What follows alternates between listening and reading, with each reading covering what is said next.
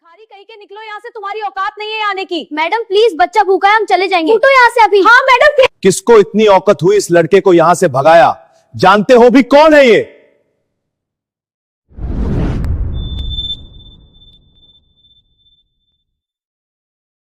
पतला 12 साल का लड़का जिसका नाम रोहन था, अपनी 7 महीने की बहन सिमरन को गोद में लिए चुप करा रहा था। छोटी सी सिमरन भूख से रोए जा रही थी और उसका मासूम रोना उस तंग कमरे की दीवारों से टकराकर गूंज रहा था। तभी दरवाजा खुला। पिता संजय शर्मा कमरे में दाखिल हुए। वह शहर के एक जाने माने व्यापारी थे, लेकिन घर में उनका अंदाज बिल्कुल साधारण था। वे अलमारी के पास गए और एक पुरानी सी कमीज और घिसा पिटा पायजामा निकाला और कपड़े रोहन की तरफ बढ़ाते हुए नरम आवाज में कहा, "ये पहन लो बेटा।" रोहन ने हैरानी से कपड़ों को देखा। "पापा, ये तो बहुत पुराने हैं। अगर स्कूल में ऐसे पहनकर जाऊंगा तो सब मजाक उड़ाएंगे।" संजय हल्का सा मुस्कुराए, मगर उनकी आंखों में गहरी गंभीरता थी। "आज तुम स्कूल नहीं जा रहे। आज की क्लास कहीं और होगी। आज तुम्हें वो सीखना है जो कोई किताब नहीं सिखाती।" यह कहकर उन्होंने जेब से अपना एटीएम कार्ड निकाला और रोहन के हाथ में रख दिया। "बैंक जाओ, इससे 1000 रुपये निकालना। सिमरन के लिए दूध और घर के लिए थोड़ा राशन का सामान ले आना।" रोहन चौंक गया। "पापा, आप खुद क्यों नहीं जा रहे? मैं तो अभी छोटा हूं।" संजय ने गहरी सांस ली। "क्योंकि बेटा, तुम्हें यह देखना जरूरी है कि दुनिया तब तुम्हारे साथ कैसा बर्ताव करती है जब उसे यह नहीं पता होता कि तुम कौन हो, और तुम्हें यह भी सीखने को मिलेगा कि लोग एक गरीब के साथ किस तरह भेदभाव और बर्ताव रखते हैं। याद रखना, कुछ भी हो गुस्सा मत करना।" बेटे की आंखों में उलझन थी, लेकिन उसने सिर झुकाकर हामी भर दी। संजय ने बेटे के कंधे पर हाथ रखा।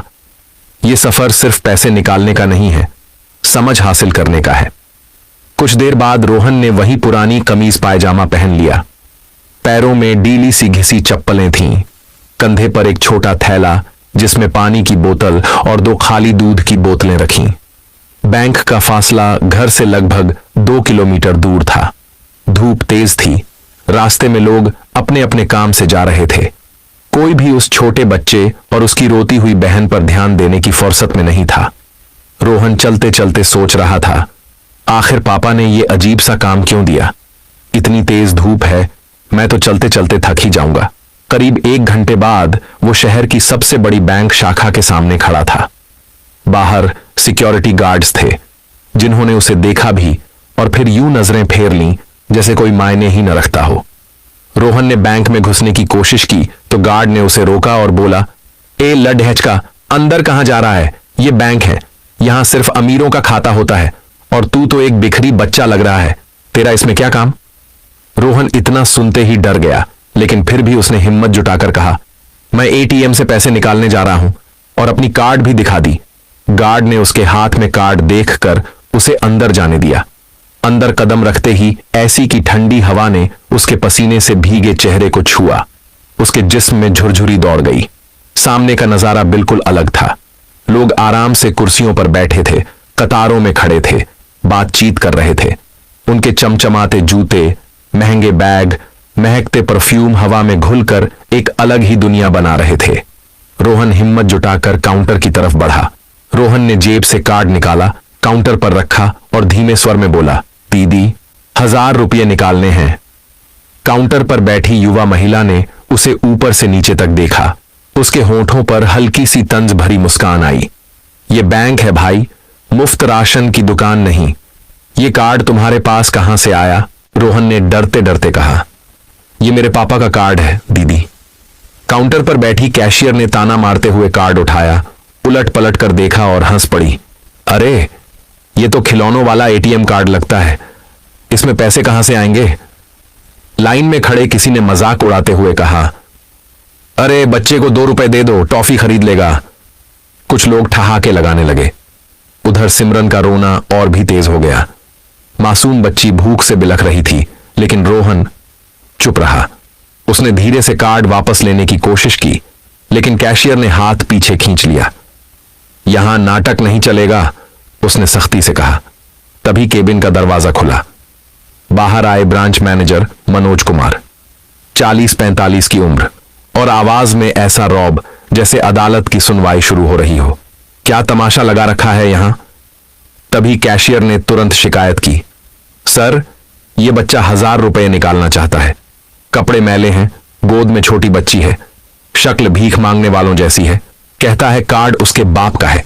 मैनेजर ने रोहन को घूरा और गरजते हुए बोला, जानते हो यह जुर्म है, यह कार्ड तुम्हारा नहीं है, झूठ मत बोलो। रोहन घबरा गया मगर हिम्मत करके बोला, नहीं सर, यह मेरा ही है, पापा ने दिया है। मैनेजर गुस्से से गरजा, सिक्योरिटी, इसे बाहर निकालो। गार्ड आगे बढ़ा। उसकी आंखों में थोड़ी हमदर्दी थी मगर ड्यूटी भारी पड़ रही थी। उसने धीरे से कहा, बेटा चलो यहां से, यह जगह तुम्हारे लिए नहीं है। मैं सच बोल रहा हूं, बस पैसे निकालना चाहता हूं, रोहन ने गिड़गिड़ाकर कहा। लेकिन गार्ड ने उसका बाजू पकड़ लिया और धीरे धीरे बाहर ले आया। पूरे बैंक में हर नजर उसी पर टिक गई थी। कुछ लोगों की आंखों में हल्की सी दया थी, लेकिन ज्यादातर ने इसे महज एक तमाशे की तरह देखा। पास ही बैठी एक बुजुर्ग औरत ने ताना मारते हुए कहा, गरीब लोग भी ना इज्जत रखना नहीं जानते। ये शब्द रोहन के दिल को तीर की तरह चीर गए। बैंक से बाहर निकलते ही वह दरवाजे के पास जमीन पर बैठ गया। हल्की बूंदाबांदी हो रही थी। सिमरन उसकी छाती से लगी लगातार रो रही थी। रोहन ने एटीएम कार्ड को मुट्ठी में ऐसे जकड़ रखा था जैसे वही उसकी आखिरी उम्मीद हो। पापा की बात उसके कानों में गूंज रही थी, जो भी हो गुस्सा मत करना।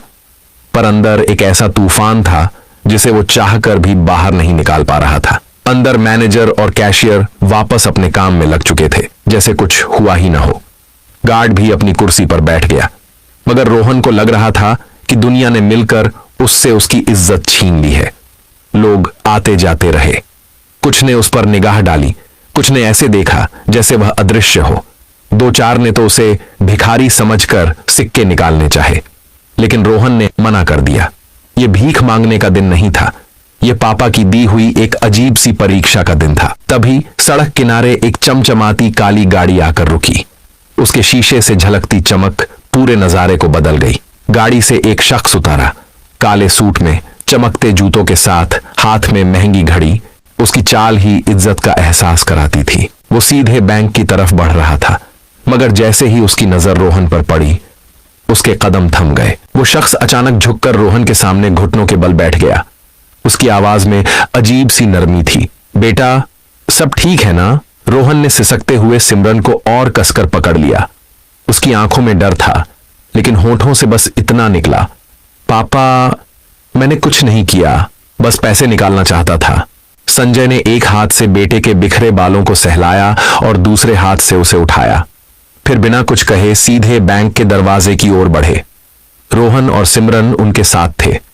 जैसे ही वह अंदर दाखिल हुए, पूरा माहौल एक झटके में बदल गया। कर्मचारी अपनी अपनी कुर्सियों पर सजग होकर बैठ गए। कुछ ग्राहक उन्हें पहचान चुके थे, बाकी अंदाजा लगाने लगे कि यह कोई साधारण आदमी नहीं है। संजय सीधे काउंटर तक पहुंचे। उनकी आवाज गहरी थी, लेकिन पूरी तरह से शांत और ठंडी। मेरे बेटे को किसने इस हालत में बाहर निकाला? पूरा बैंक एकदम खामोश। ब्रांच मैनेजर मनोज कुमार, जो अभी थोड़ी देर पहले सबसे ऊंची आवाज में हुक्म सुना रहा था, अब पसीने पसीने था। सर, हमें नहीं पता था यह आपका बेटा है। संजय ने कोई जवाब नहीं दिया। उन्होंने जेब से मोबाइल निकाला और स्क्रीन मैनेजर के सामने रख दी। स्क्रीन पर खाता विवरण चमक रहा था। Account holder Sanjay Sharma, balance 1200 crore. Manager के चेहरे का रंग उड़ गया। कैशियर, जिसने रोहन का मजाक उड़ाया था, कुर्सी पर बैठे बैठे पत्थर की मूर्ति सी हो गई। पास खड़े ग्राहक आपस में नजरें मिला रहे थे। यह वही बच्चा है? संजय ने धीमे मगर चुभते हुए शब्दों में कहा। कपड़ों से इंसान की इज्जत तय करने वाले, आज मैं तुम्हें एक और फैसला दिखाने आया हूं। उनकी आंखें सीधी मैनेजर की आंखों में गड़ी थीं। बैंक का हर कोना जैसे सांस रोककर बस यही सुन रहा था। रोहन ने पापा का हाथ कसकर पकड़ लिया।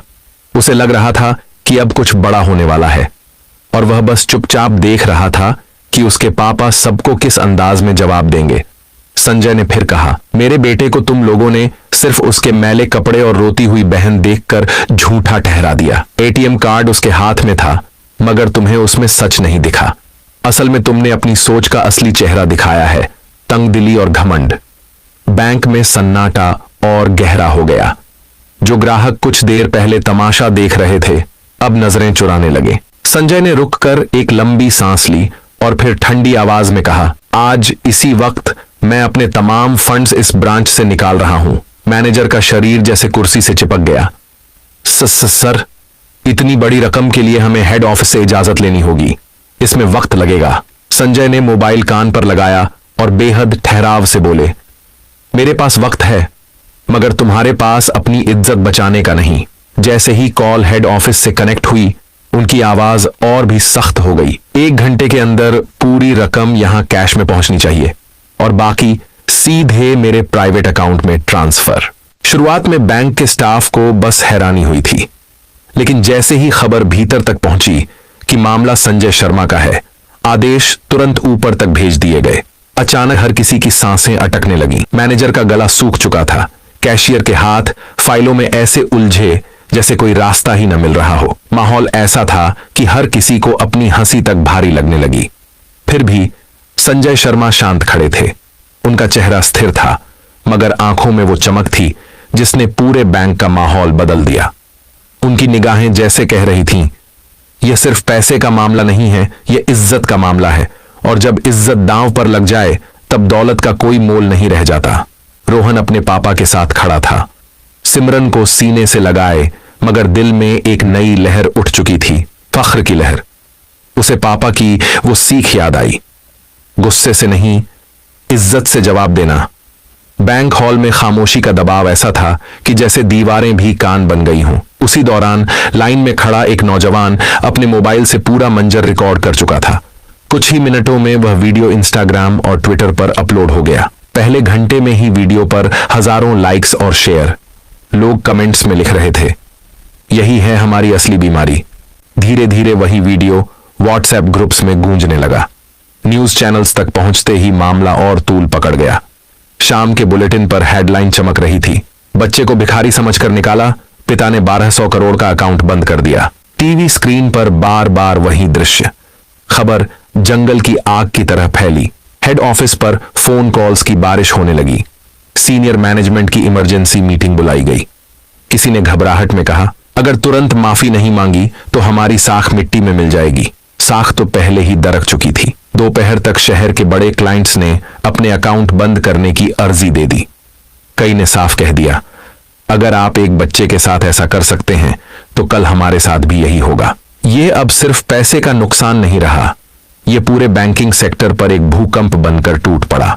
हर गली, हर दफ्तर, हर सोशल मीडिया पोस्ट पर एक ही चर्चा थी, कैसे एक मासूम बच्चे की बेइज्जती ने अरबों के रिश्ते तोड़ दिए। और इस पूरी घटना ने एक सच्चाई सबके सामने रख दी। दौलत और ताकत का मतलब दूसरों को छोटा दिखाना नहीं, बल्कि उन्हें ऊपर उठाना है। दोस्तों, ये कहानी आपको कैसी लगी कमेंट में लिखें और वीडियो को लाइक और चैनल को सब्सक्राइब जरूर करें।